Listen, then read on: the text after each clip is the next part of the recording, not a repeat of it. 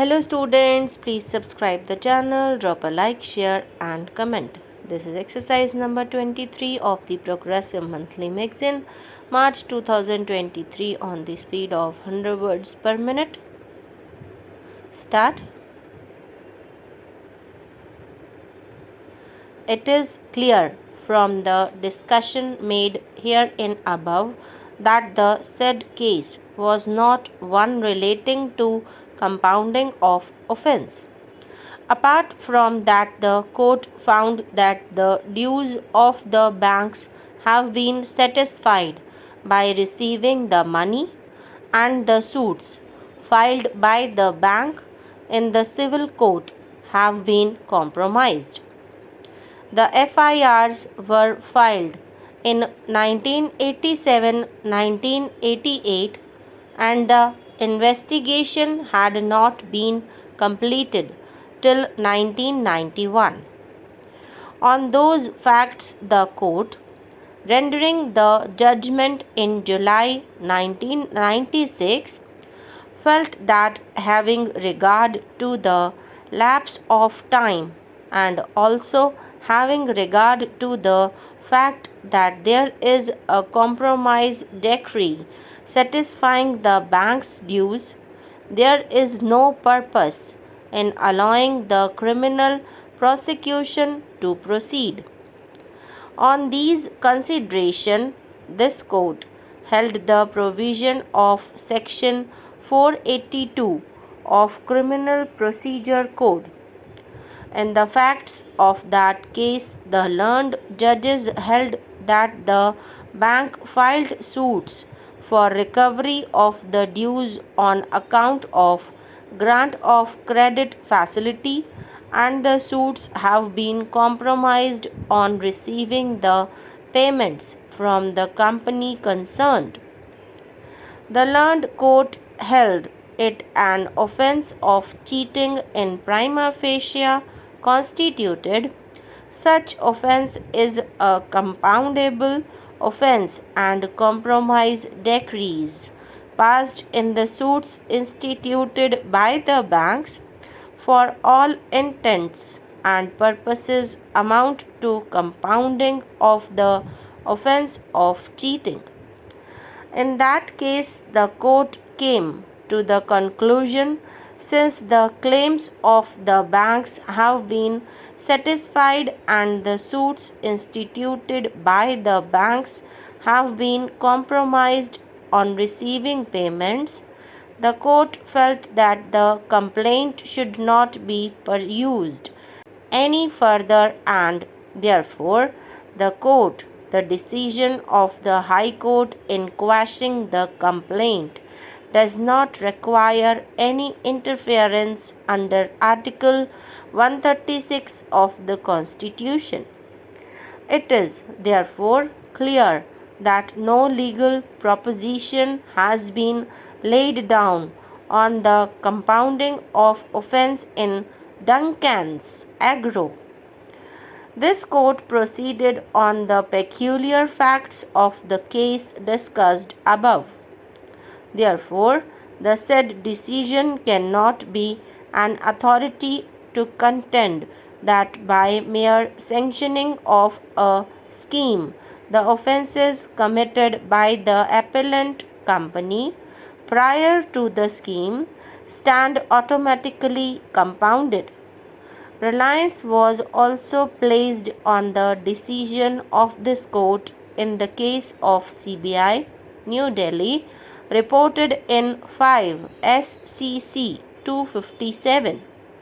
In that case, reliance was placed on the decision of this court in Duncan's Agro as such. The court found that the aforesaid scheme, being a voluntary scheme introduced by the Government of India, has provided that if the dispute and demand is settled by the authority and pending proceedings were withdrawn by an importer, the balance demand against the importer shall be dropped, and the importer shall be immune from any panel proceedings under any law. The court also came to the conclusion that under the Customs Act 1962, the appellant have been discharged and the scheme granted them immunity from prosecution. On those facts, the court held that the immunity which has been granted under the provisions of Customs Act will also extend to such offences that may, prima facie, be made out on identical allegation, namely evasion of customs duty and violation of any notification under the said act. The court also found, on a reading of the charge sheet and the FIR, that there was no allegation against the appellant of any intentional deception or of fraudulent or dishonest intention. On those facts, the court held that once a civil case has been compromised and the alleged offence has been compounded, the continuance of the criminal proceedings thereafter would be an abuse of the judicial process. Reliance was also placed on the judgment of this court in the case of C.B.I. and others. In paragraphs 30 and 31 of the judgment, this court held that dispute between company and the bank have been set at rest on the basis of compromise arrived at between them. The court noted that bank does not have any claim against the company. The court poses the question whether the power of quashing criminal proceedings was suffering from some disability. A person to represent the aforesaid category of persons is only competent to compound the offence, and in such cases, the permission of the court is statutorily required.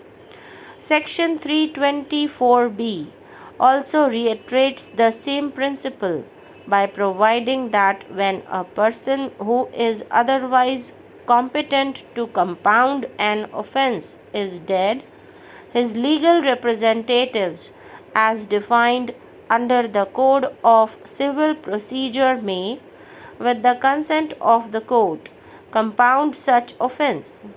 Therefore, representation of the person compounding has been statutorily provided in all situations.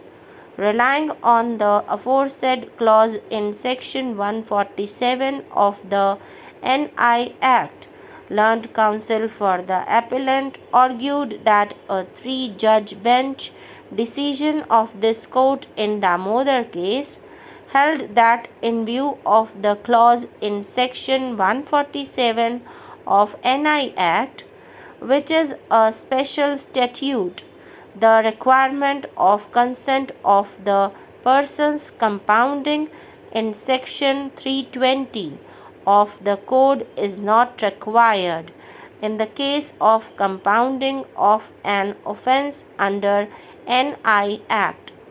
This court is unable to accept the aforesaid contention for various reasons.